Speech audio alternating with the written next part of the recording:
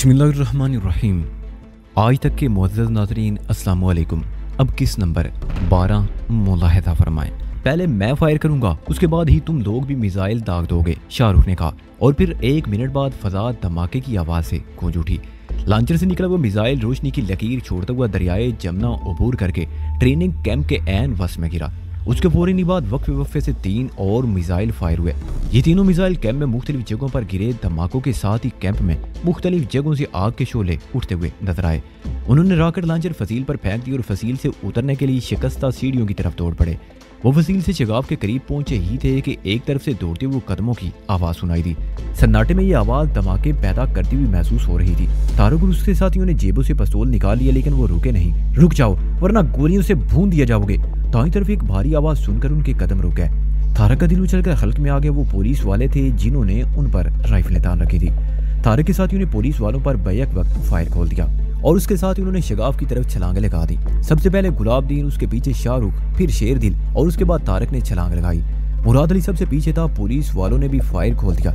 उसके साथ ही फजा में मुराद अली की चीख की आवाज गूंज उठी। उसका जिस्म छिलनी हो गया। वो तारक से एक गज पीछे गिरा। तारक ने मुड़कर उसे पकड़ना चाहा, मगर पुलिस वाले जबरदस्त फायरिंग कर रहे थे। भाग जाओ तुम लोग, भाग जाओ, मुराद अली चीखा। तारक ने शगाफ में से छलांग लगा दी। उसके साथ ही उसे यूं महसूस हुआ जैसे टांग में अंगारे भर गए हों। वो फसील की दूसरी तरफ ढुलान पर खारदार झाड़ियों में लुढ़कता चला गया। उसने उठने की कोशिश की तो कंधे पर एक और गोली लगी। वो चीखता हुआ झाड़ियों में ढेर हो गया। उसके साथ ही उसका ज़हन तारीकी में डूबता चला गया। वो ढुलान पर खारदार झाड़ियों में लुढ़कता हुआ दरिया के किनारे पर पहुंचकर झाड़ियों में अटक गया। उसका सर ढुलान की निचली तरफ था और पैर ऊपर। उसका एक पैर झाड़ियों में फंस गया था और नीचे सर दरिया के पानी को छू रहा था। किनारे की झाड़ियों के हिलने से पानी में लहरें सी उठी और उसका सर पूरी तरह पानी में डूब गया। कंधे पर गोली लगने से तारक के ज़हन पर तारीकी सी छा गई, लेकिन सर यख बस्ता पानी में डूबने से उसे एक झटका सा लगा। उसने सर ऊपर उठाया और उसके ज़हन पर छाई हुई धुंध आहिस्ता आहिस्ता छटने लगी। पिछले चंद सेकंड से उसका ज़हन बुरी तरह माऊफ हो गया था और वो तारीकी में घूरते हुए सोच रहा था कि वो कहाँ है। दफादन एक जोरदार धमाका हुआ। वो राइफल के फायर की आवाज थी। उस धमाके के साथ उसे सब कुछ याद आ गई। ये गोली कले की फसील की तरफ से चलाई गई थी। उसने आहिस्ते से गर्दन घुमाकर देखा। तारीकी और झाड़ियों में कुछ दिखाई तो नहीं दिया, अलबत्ता दौड़ते हुए कदमों और बातों की आवाज सुनाई दे रही थी। पुलिस वाले चीख चीख कर एक दूसरे को अहकामात दे रहे थे। तारक अपनी जगह पर पड़ा रहा और फिर अचानक यूं महसूस हुआ जैसे महाज खुल गया हो। कले की फसील की तरफ से जबरदस्त फायरिंग की जा रही थी। फायरिंग का रुख दरिया में झाड़ियों की तरफ था। गोलियां तारक के सर के ऊपर से गुजर रही थी। तारक ने नीचे की तरफ सिरकना चाहा, मगर उसका पैर झाड़ियों में फंसा हुआ था और वो खुद सीने के बल लेटा हुआ था। उसने दोनों हाथ जमीन पर टिका दी और जिस्म को जरा पीछे खींचकर अपना पैर झाड़ी से निकालने की कोशिश करने लगा। ऐसा करते हुए कंधे पर दबाव पड़ा तो उसके मुंह से चीख निकलते निकलते रह गई। उसने तकलीफ की परवाह ना करते हुए हाथों पर मजीद दबाव डालकर जिस्म को कुछ और पीछे खींचा और पैर को झटके देने लगा। 3-4 कोशिशों में उसका पैर झाड़ी की गिरफ्त से आजाद हो गया। इस कोशिश में झाड़ियों में तेज सरसराहट हुई, लेकिन तारक को यकीन था कि फायरिंग की आवाज में झाड़ियों की वो आवाज नहीं सुनी गई होगी। वो सीधा होकर नीचे की तरफ सिरकने लगा। अचानक फायरिंग बंद हो गई और पुलिस पार्टी का इंचार्ज चीख चीख कर अपने मातहतों को हुक्म देने लगा, तुम लोग किनारे के साथ साथ दोनों तरफ फैल जाओ। वो लोग इन्हीं झाड़ियों में कहीं छुपे हुए हैं, उन्हें बचकर नहीं जाना चाहिए। किनारे पर दोनों तरफ भागदौड़ शुरू हो गई। तारक पानी के बिल्कुल किनारे पर था जहाँ सरकंडे की झाड़ियां थी। वो दरिया की दूसरी तरफ देखने लगा। कैंप में अब भी कई मुकामात से शोले उठ रहे थे और शोर की आवाजें भी यहाँ तक सुनाई दे रही थी। हमने दोनों तरफ से 20-20 गज तक झाड़ियों में देख लिया है सर, किसी की मौजूदगी के आसार नजर नहीं आए। शायद वो लोग तैरते हुए कहीं दूर निकल गए हैं। यह आवाज सुनकर तारक चौंक गया। एक पुलिस वाला अपने ऑफिसर को रिपोर्ट दे रहा था। उनमें से एक को कम से कम 2 गोलियां लगी हैं। वो दरिया में तैर कर नहीं जा सकता। उसे मैंने उस तरफ झाड़ियों में छलांग लगाते हुए देखा था। उस जगह झाड़ियों में चेक करो, जल्दी करो। मुमकिन है कहीं दुबका पड़ा हो या कहीं बेहोश पड़ा हो। तारक का दिल उछलकर हल्क में आ गया। उसके पूरे जिस्म में शदीद सर्दी की एक लहर दौड़ गई। उसने झाड़ियों में इधर उधर देखा। दरिया में पानी के अलावा कोई ऐसी जगह ना थी जहाँ वो उनकी निगाहों से छुप सकता था, लेकिन पानी में छुपने का ख्याल भी अहमकाना था। दरिया में तैरकर फरार की कोशिश भी खुदकशी के मुतरादिफ थी। उसे गोलियों से छिलनी कर देते। झाड़ियां हिलने की आवाज सुनाई दे रही थी, जिसका मतलब था कि पुलिस वाले अब झाड़ियों में घुस रहे थे। पकड़े जाने के खौफ की शिद्दत से उसके दिल की धड़कन तेज हो गई। दिमाग में सनसनाहट होने लगी। वो तारीकी में इधर उधर घूरने लगा। अचानक उसके दिमाग में झमाका सा हुआ। उसने सरकंडे की एक शाख तोड़ दी। सरकंडे की पतली सी शाख किसी नलकी की तरह अंदर से खोखली थी। वो सरकंडे की उस शाख का एक सिरा मुंह में दबाकर बड़ी आहिस्तगी से पानी में उतर गया। शाख का दूसरा सिरा पानी से बाहर था। वो पानी में बैठा उस शाख नुमान नलकी के जरिए सांस लेता रहा। पुलिस वाले तकरीबन 5 मिनट तक झाड़ियों में घूमते रहे, फिर वापस चले गए। यहाँ भी कोई नहीं है सर, उसे एक हल्की सी आवाज सुनाई दी। मुमकिन है उसे लगने वाली गोलियों के जख्म ज्यादा गहरे ना हो या उसे कोई गोली लगी ही ना हो और वो भी दरिया में तैरता हुआ दूर निकल गया हो। मैंने खुद उसकी चीख की आवाज सुनी थी। खैर बसंत सिंह, तुम यहीं रुको और लक्ष्मी नारायण, तुम पुलिस स्टेशन जाकर इतला कर दो कि इंस्पेक्टर का कहना है कि दरिया के इस किनारे पर ऊपर से नीचे दूर तक नाकाबंदी कर दी जाए। दरिया की तरफ से आने वाले हर शख्स को रोककर सख्ती से बाज पुरस की जाए। यस सर, ये गालिबन नारायण की आवाज थी। तारिक ने बड़ी आहिस्ती से सर पानी से निकाला और सरकुंडे की नलकी से मुंह निकालकर गहरे गहरे सांस लेने लगा। पुलिस वाले कली की फसील के शगाफ में चले गए। शगाफ की दूसरी तरफ मुराद अली की लाश पड़ी थी। तारिक सोच रहा था कि अगर उसे शिनाख्त कर लिया गया या उसके लिबास में से कोई ऐसी चीज मिल गई जिसके जरिए दूसरों का सुराग मिल सके तो वो बच नहीं सकेगा। तारिक के लिए रात भर यहाँ बैठे रहना मुमकिन नहीं था। इस बात का भी इम्कान था कि कोई पुलिस पार्टी मदद के लिए भेज दी जाए और रोशनियों वगैरह के इंतजाम के साथ या कश्तियों के जरिए वसी पैमाने पर तलाश शुरू कर दी जाए। ऐसी सूरत में वो चूहे की तरह पकड़ा जाएगा। उसने तारीकी में चारों तरफ देखा और फिर आहिस्ता आहिस्ता पानी में आगे बढ़ने लगा। वो जानता था कि कम से कम एक पुलिस वाला किनारे पर मौजूद है। पानी की हल्की सी आवाज भी उसे मुतवज्जो कर सकती थी, इसलिए वो बड़ी एहतियात से काम ले रहा था। दरिया के किनारे पर झाड़ियों और दरख्तों की लंबी लंबी शाखें पानी में झुकी हुई थी। वो उनकी आड़ में आहिस्ता आहिस्ता पानी में रेंगता रहा। तकरीबन 10 गज का फासला तय करने के बाद वो पानी में झुकी हुई शाखों के झुंड से जैसे ही दूसरी तरफ पहुंचा, उसकी आंखों में चमक सी उभर आई। यहाँ वो कश्ती मौजूद थी जिस पर वो लोग यहाँ तक आए थे। उसे कश्ती देखकर हैरत भी हुई। शाहरुख और उसके साथी किस तरह फरार हुए थे, ये ख्याल उसके ज़हन में बार बार उभर रहा था। उसने सार झटक कर इस ख्याल को ज़हन से निकाल दिया और बड़ी एहतियात से दरख्त की शाख से बंधी हुई कश्ती की रस्सी खोलने लगा। वो कश्ती में बैठकर चप्पू नहीं चला सकता था क्योंकि चप्पू की आवाज पुलिस वालों को फौरन उस तरफ मुतवज्जो कर देती। वो कश्ती को आहिस्ता आहिस्ता पानी में धकेलने लगा। उसे दरिया में खुली जगह आने की कोशिश नहीं की, बल्कि दरख्तों और झाड़ियों के साए में आगे बढ़ता रहा। कश्ती अगरचे ज्यादा बड़ी नहीं थी लेकिन खासी वजनी थी। कंधे के जख्म की वजह से भी उसे खासी तकलीफ महसूस हो रही थी। ये तकलीफ अज़ियतनाक मौत के मुकाबले में काबिले बर्दाश्त थी। तकरीबन 50 गज का फासला तय करने के बाद वो कश्ती में सवार हो गया और आहिस्ता आहिस्ता उसे खेने लगा। टांग और कंधे के जख्म से खासा खून बह चुका था। अब वो शदीद कमजोरी महसूस करने लगा। वो अच्छी तरह जानता था कि अपने आप को होशो आवाज में रखने ही में जिंदगी थी। वो इस मकसद के लिए बेपनाह कुव्वत बर्दाश्त का मुजाहरा कर रहा था। तारिक जानता था कि अगर वो इसी तरह दरिया के किनारे के साथ साथ बढ़ता रहा तो राजघाट पहुंच जाएगा, लेकिन राजघाट वहां से बहुत दूर था। पहली बात तो ये कि जख्मों की वजह से उसके लिए वहां तक पहुंचना मुमकिन नहीं था, और फिर अगर पुलिस ने नाकाबंदी कर दी तो वो बच नहीं सकेगा। तकरीबन 400 गज का फासला तय करने के बाद वो कश्ती को किनारे पर ले आया। यहाँ भी झाड़ियों और दरख्तों की बहुतात थी। वो कश्ती से उतरकर दरख्तों में घुस गया, लेकिन कुछ फासला तय करने के बाद वो लड़खड़ाने लगा। उसकी आंखों के सामने बार बार तारीकी छा रही थी। वो बार बार सर को झटकता और अपने आप को संभालने की कोशिश करता हुआ आगे बढ़ता। किसी न किसी तरह दरख्तों से निकलकर वो सड़क पर आ गया। ये रिंग रोड था जो कोटला फेरोज शाह की तरफ चला गया था। वो लड़खड़ा तो उस तरफ चलने लगा। आगे हर तरफ रोशनियां नजर आ रही थी। ये शहर की रोशनियां थी। वो सड़क पर चल रहा था। उसे इस बात का भी एहसास नहीं था कि उसे जख्मी हालत में देखकर कोई शुबे में पड़ सकता है या पुलिस की किसी गश्ती पार्टी की नजरों में भी वो आ सकता है। वो हर ख्याल से आ रही सड़क पर चलता रहा। अब उसके लिए सड़क पर कदम जमा कर चलना मुश्किल था। वो इस तरह लड़खड़ा रहा था जैसे शराब की कई बोतलें चढ़ा रखी हों। टांग और कंधे का जख्म अब बहुत ज्यादा तकलीफ देने लगा था। सर्दी की वजह से तकलीफ का एहसास दो चंद हो गया। कमजोरी बढ़ रही थी और आंखों के सामने फैली हुई धुंध गहरी होती जा रही थी। वो एक बार फिर लड़खड़ाया और उसने अपने आप को संभालने की कोशिश की, मगर कामयाब ना हो सका और कटे हुए दरख्त की तरह लहराता हुए सड़क पर गिर गया। उसके जहन पर छाई हुई तारीकी गहरी होती चली गई। जहन पर मुकम्मल तौर पर तारीकी छाने से पहले आखिरी मर्तबा उसे यूं लगा था जैसे कहीं दूर से कोई घोड़ा दौड़ता हुआ उसी की तरफ आ रहा हो। घोड़े की टापू की आवाज उसे थपकियां देने लगी और उसका जहन मुकम्मल तौर पर तारीकी में डूब गया। उसे होश आया तो वो एक नर्म बिस्तर पर लेटा हुआ था। उसने हरकत करना चाहिए तो मुंह से बेइख्तियार करा निकल गई। तब उसे एहसास हुआ कि उसके जिस्म पर कमीज नहीं थी और ना ही वो पतलून पहने हुए था। ऊपर का जिस्म बरा न था, कंधे पर पट्टी बंधी हुई थी। जिस्म के निचले हिस्से पर चेकदार कपड़े की लुंगी थी और बाएं रान पर भी पट्टी बंधी हुई थी। तकलीफ की शिद्दत को कम करने के लिए उसने दांत भींच ली और बेहिस्सो हरकत पड़ा रहा। चंद मिनट बाद जब तकलीफ का एहसास कुछ कम हुआ तो वो लेटे ही लेटे गर्दन घुमाकर इधर उधर का जायजा लेने लगा। ये एक मुख्तसर सा कमरा था। छत से लटका हुआ गालबन 60 वाट का बल्ब जल रहा था। एक खूंटी पर जनाना कपड़े टंगे हुए थे। एक सफेद जोड़ा भी अलग टंगा हुआ था। दीवार के करीब एक बहुत ही पुरानी सी ड्रेसिंग टेबल थी जिसका आधा शीशा टूटा हुआ था। ड्रेसिंग टेबल पर सस्ता सा मेकअप का सामान बिखरा हुआ था। टेबल के सामने लकड़ी का एक पुराना सा स्टूल भी रखा हुआ था। दूसरी दीवार पर एक कैलेंडर लटका हुआ था जिस पर एक खूबसूरत बच्चे की तस्वीर थी। तारिक जिस चारपाई पर लेटा हुआ था वो भी छलंगा सी थी, उस पर बिछा हुआ बिस्तर भी मैला था। उस कमरे की हालत देखकर अंदाजा लगाया जा सकता था कि खुशहाली इसके मकीनों को छू कर भी नहीं गुजरी थी और खूंटी पर टंगे हुए जनाना मलबूसात ये साबित कर रहे थे कि यह कमरा किसी औरत के इस्तेमाल में था। कमरे का दरवाजा खुला हुआ था और बाहर तारीकी थी। यकायक तारिक को नागवार सी बू का एहसास हुआ। ये गालिबन गोबर वगैरह की बू थी जो खुले हुए दरवाजे से हवा के साथ अंदर आ रही थी। वो हैरान था कि ये कौन सी जगह है और उसे यहाँ कौन लाया था।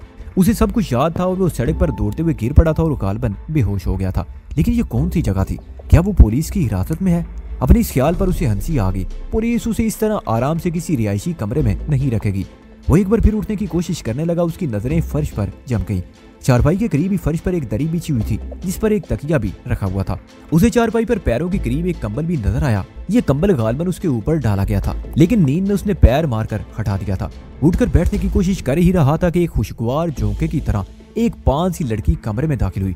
उसकी रंगत सांवली थी, लेकिन चेहरे के नकूश तीखे थे। मोटी मोटी स्याह आंखों को बिलाशुबा गजाल की आंखों से तशबीह दी जा सकती थी। आंख में सुर्खी के डोरे तैर रहे थे। तुम होश में आ गए? लड़की ने अंदर दाखिल होकर दरवाजा भीड़ दिया। अरे अरे ये क्या कर रहे हो? आराम से लेटे रहो। लड़की ने आगे बढ़कर उसे आराम से लिटाकर कंबल उसके ऊपर डाल दिया। मैं कहाँ हूँ? ये कौन सी जगह है और मुझे यहाँ कौन लाया था? तारिक ने पूछा। उसकी नजरें लड़की के चेहरे पर मरकूज थी। तुम्हें बाबा यहाँ लेकर आया था। उसे तुम जख्मी हालत में सड़क पर पड़े हुए मिले थे। लड़की ने कहा। तुम्हारा बाबा कौन है और ये कौन सी जगह है? तारिक ने उलझी हुई निगाहों से उसकी तरफ देखते हुए कहा। वैसे उसे समझने में देर ना लगी कि ये लड़की मुसलमान थी। अगर हिंदू होती तो बाप को बाबा की बजाय पिता कहती, लेकिन ये जरूरी भी नहीं था कि ये तो महज उसका अंदाजा था। अचानक उसके जहन में एक और ख्याल उभरा। क्या इन्हें मालूम है कि वो किस तरह जख्मी हुआ है और ये कि पुलिस उसकी तलाश में है? मेरा बाबा तांगा चलाता है। वो घर वापस आ रहा था कि तुम उसे सड़क पर बेहोश पड़े हुए मिले। पहले तो बाबा ये समझा कि तुम शराब के नशे में मदहोश होकर गिर पड़े हो, लेकिन जब उसने तांगे से उतरकर तुम्हें उठाना चाहा तो पता चला कि तुम जख्मी हो। वो तुम्हें तांगे में डालकर घर ले आया। लेकिन ये मरम पट्टी तारिक ने सवालिया निगाहों से उसे देखा। मैंने की है, लड़की ने कहा। मैं सरकारी हॉस्पिटल में नर्स हूँ। ओह, तारिक के मुंह से बेइख्तियार निकला। ये कौन सी जगह है और क्या तुम्हारा बाबा इस वक्त घर पर नहीं है? बाबा दूसरे कमरे में सो रहा है, लड़की ने कहा। जब तुम्हें यहाँ लाया गया तो तुम बेहोश थे। तुम्हारी ड्रेसिंग करने के बाद मैं यहीं दरी बिछाकर लेट गई थी। तुम्हारी हमदर्दी का बहुत शुक्रिया, लेकिन शायद तुम्हें मालूम नहीं कि मैं कौन हूँ और किस तरह जख्मी हुआ था। तारिक बोला।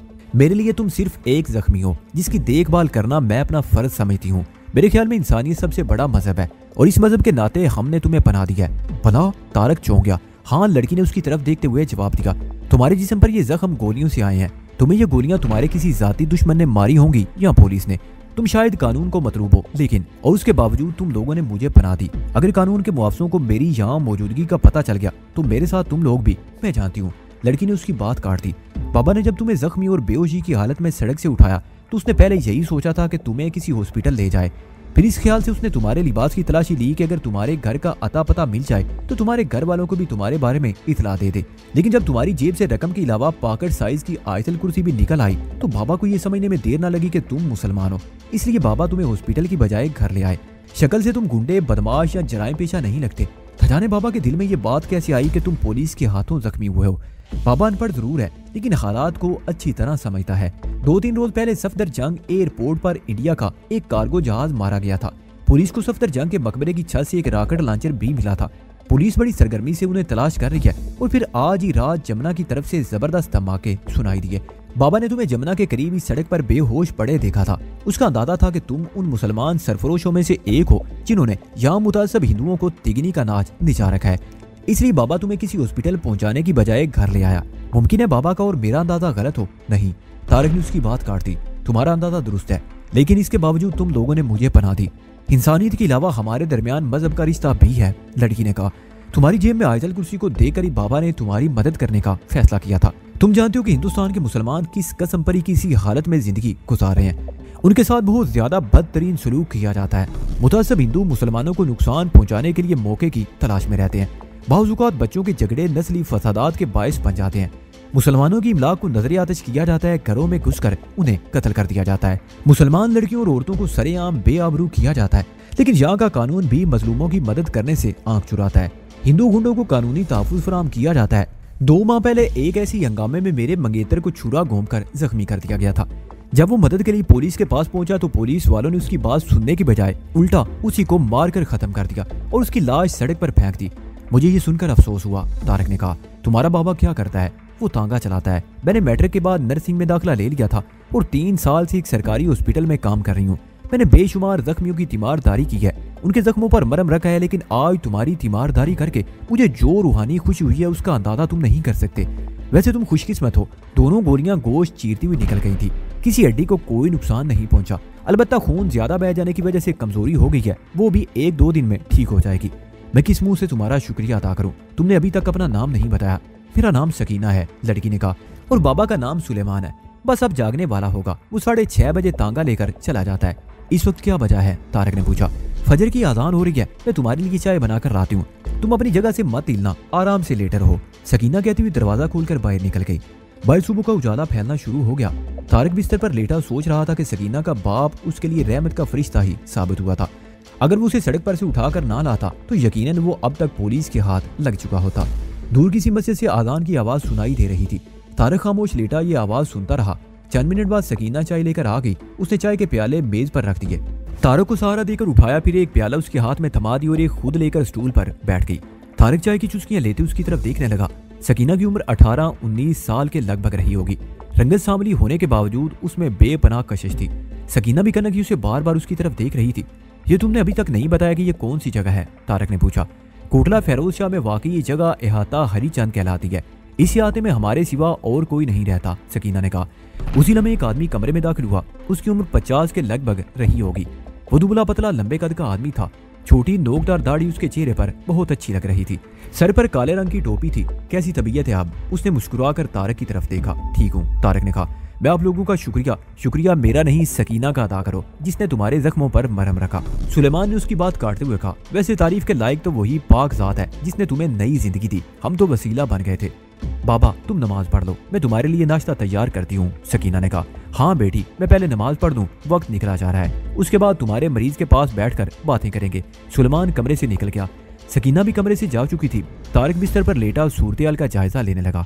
ये उसकी खुशकिस्मती थी कि सुलेमान उसे उठाकर अपने घर ले आया था और उसकी जिंदगी बच गई थी। वो शाहरुख और दूसरे साथियों के बारे में सोचने लगा। वो लोग कहाँ थे? बचकर अपने ठिकानों पर पहुंच गए थे या पुलिस के हाथ लग गए थे? उनके बारे में मालूम करने का उसके पास फिलहाल और कोई जरिया नहीं था। उसके जहन में मुराद अली का ख्याल उभरा। मुराद अली का जिस्म गोलियों से छीलनी हो गया था। अचानक तारक के जहन में एक और ख्याल उभरा। उस रात सफदरजंग एयरपोर्ट पर तैयारी को तबाह करने के बाद वो दिलशेर के साथ पॉइंट 1 पर गया था। ये मकान कोटला फेरोज शाह ही में वाक़ था। इस मकान में हिना से भी उसकी मुलाकात हुई थी, लेकिन तारक को बिल्कुल अंदाजा नहीं था कि वो मकान इहाता हरीचंद से कितने फासले पर और किस जगह होगा। उस रात वो मकान की तरफ जाने वाले रास्तों की कोई निशानदेही भी नहीं देख सका था। हो सकता है वो मकान जहाँ से बिल्कुल करीब हो, लेकिन वो वहां तक नहीं पहुंच सकता था। सुबह बाबा सुलेमान तो तांगा लेकर चला गया, लेकिन सकीना अपनी ड्यूटी पर नहीं गई। वो नर्स थी और उसके ख्याल में मरीज के पास उसका रहना बहुत जरूरी था। 10 बजे के करीब वो कुछ देर के लिए बाजार चली गई। उसे तारक के लिए कुछ और अद्वियात और इंजेक्शन की जरूरत थी, ताकि उसके जख्म ना सिर्फ जल्द से जल्द खुश्क हो सकें, बल्कि उसकी कमजोरी भी दूर हो जाए। बाजार से वापसी पर वो अखबार भी ले आई। अखबार की शाह सुर्खी रात होने वाले धमाकों से मुतल्लक थी। सामने का पूरा सफा और आखिरी सफा उन धमाकों ही की खबरों से भरा हुआ था, जबकि अंदर का पूरा सफा तस्वीरों से भरा हुआ था। अखबार की इतला के मुताबिक गुज़िश्ता रात नामालूम तकरीबकारों ने पुराने किले की फसील से जमुना के उस पार वाक़े फौजी कैंप पर राकेटों की बारिश कर दी थी, जिससे 27 फौजी हलाक हुए और 100 से ज्यादा जख्मी हो गए थे। हलाक होने वालों में एक इसराइली फौजी ऑफिसर भी शामिल है, जो इसराइली हुकूमत से एक मुआहदे के तहत भारतीय फौजियों के इस ट्रेनिंग कैंप में मौजूद था। अखबार ने यह नहीं बताया कि इसराइली और भारतीय हुकूमत के दरमियान वो मुआहदा किस किस्म का था और इसराइल से आने वाले फौजी माहिरीन की तादाद क्या थी। अखबार के रिपोर्टर ने बड़ी जहानत का सबूत देते हुए 3 रोज पहले सफदरजंग एयरपोर्ट की फजा में तबाह होने वाले भारतीय एयरलाइन कार्गो त्यारे की तबाही को भी इस फौजी कैंप की तबाही से मुंसलिक कर दिया। अखबार के रिपोर्टर ने यह इंकशाफ भी किया कि इंडियन एयरलाइन का कार्गो त्यारा गलती से तबाह कर दिया गया था, जबकि तकरीबकारों का असल निशाना इसराइली एयरलाइन का वो त्यारा था, जो उस रात 11:40 पर सफदरजंग एयरपोर्ट पर उतरने वाला था। उस त्यारे में बाद इसराइली फौजी माहिरीन सवार थे। ऐन वक्त पर उस इसराइली त्यारे का रुख पाम इंटरनेशनल एयरपोर्ट की तरफ मोड़ दिया गया था और तकरीबन उसी वक्त कलकत्ता से आने वाले कार्गो त्यारे को सफदरजंग एयरपोर्ट पर लैंड करने को कहा गया था। इस तरह वो बदकिस्मत त्यारा तकरीबकारों का निशाना बन गया था। अखबार के रिपोर्टर ने माहिरीन की इस राय से आगाह होने के बाद कि त्यारे की तबाही और फौजी कैंप की तबाही में स्टिंगर मिसाइल इस्तेमाल किए गए थे, दोनों वाकयात को एक ही सिलसिले की कड़ियां करार दे दिया और इस यकीन का इजहार किया कि दोनों वाकयात में पाकिस्तानी तकरीबकारों की एक ही पार्टी मुलव्वस है।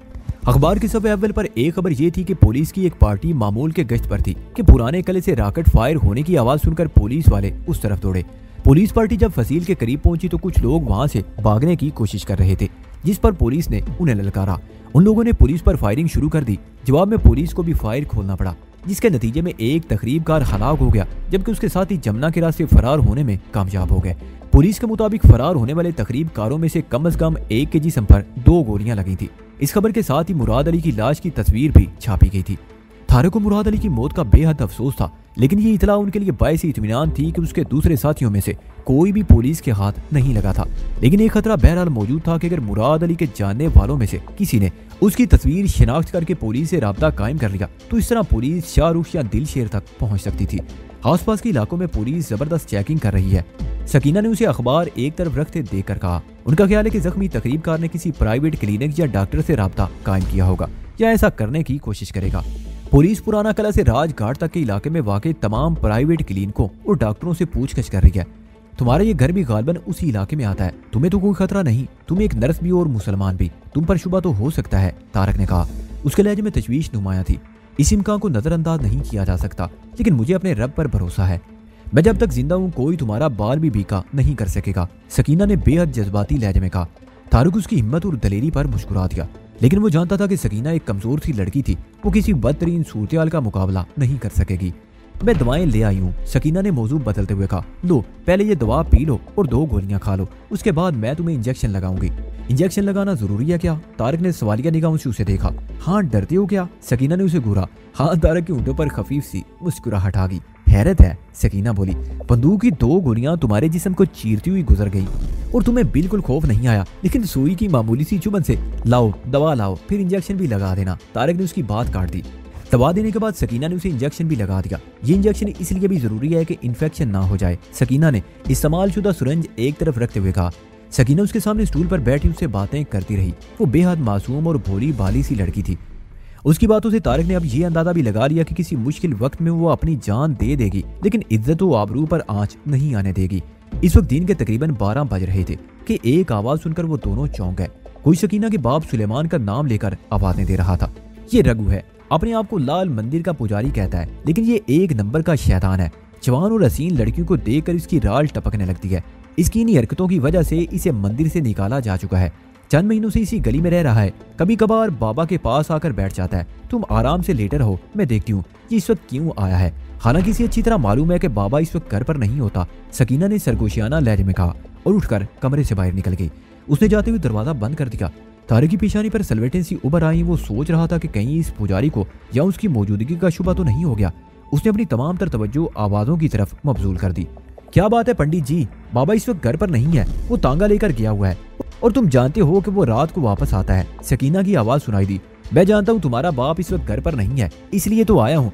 आज मुझे असल काम तो तुमसे है, पंडित रघु ने जवाब दी। उसके लहजे की मकारी महसूस करके तारक चौंके बगैर ना रह सका। मुझसे क्या काम है पंडित जी?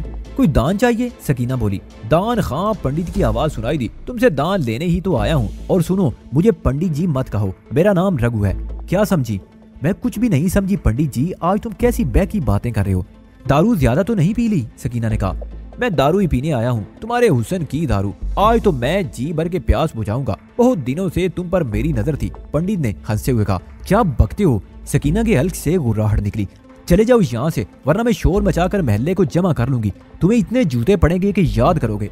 लेकिन तुम शोर नहीं मचाओगी सुंदरी। जब मैं तुम्हें ये बताऊंगा कि तुम्हारे बारे में क्या जानता हूँ तो तुम पके हुए फल की तरह खुद ब खुद मेरी आगोश में आ गिरोगी।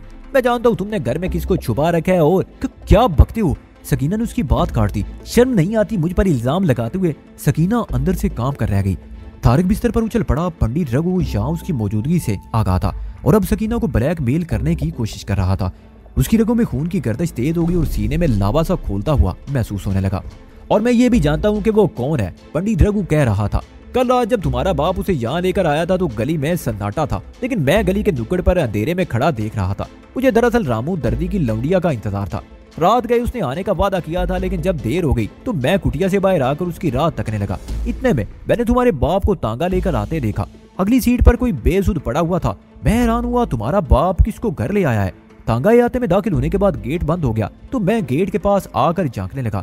सुलेमान ने आवाज देकर तुम्हें भी बुला लिया। तब मुझे पता चला कि वो कोई जख्मी है जिसे तुम्हारा बाप घर ले आया है। और पंडित जी, सकीना ने उसकी बात काट दी। वो अपनी अंदरूनी कैफियत पर काबू पाने की कोशिश कर रही थी। तुम्हें जरूर कोई गलतफहमी हुई है, चाहो तो अंदर आकर देख लो, यहाँ कोई नहीं है, आओ देखो कमरा बिल्कुल खाली है। तारक को दूसरे कमरे का दरवाजा खुलने की आवाज सुनाई दी तो वो तकलीफ के बावजूद बिस्तर से उठ गया और दरवाजे के करीब दीवार से लगकर खड़ा हो गया। उसने तय कर लिया था कि अगर पंडित उस कमरे में दाखिल हुआ तो वो उसे दबोच लेगा। पंडित रघु दूसरे कमरे में दाखिल होकर इधर उधर देखने लगा। उसमें एक चारपाई के अलावा मुख्तसर सा सामान था। देख लिया, कोई नहीं है यहाँ। दूसरे कमरे में भी कोई नहीं, सकीना ने कहा। मैं जानता हूँ वो यही है, रघु की आवाज सुनाई दी। मेरी आंखें धोखा नहीं खा सकती। रात को मैंने खुद अपनी आंखों से उसे देखा था। रात को तो मैंने ख्याल नहीं किया, मगर सुबह अखबार पढ़ने के बाद मुझे यकीन हो गया कि ये वही जख्मी है जिसकी तलाश पुलिस को है। देखो सुंदरी, वो एक लम्हे को खामोश हुआ, फिर बात जारी रखते हुए बोला, मुझे यहाँ आते हुए किसी ने नहीं देखा। अगर तुम खामोशी से मेरी प्यास बुझा दो तो मैं खामोश रहूंगा, किसी से कुछ नहीं कहूंगा। लेकिन अगर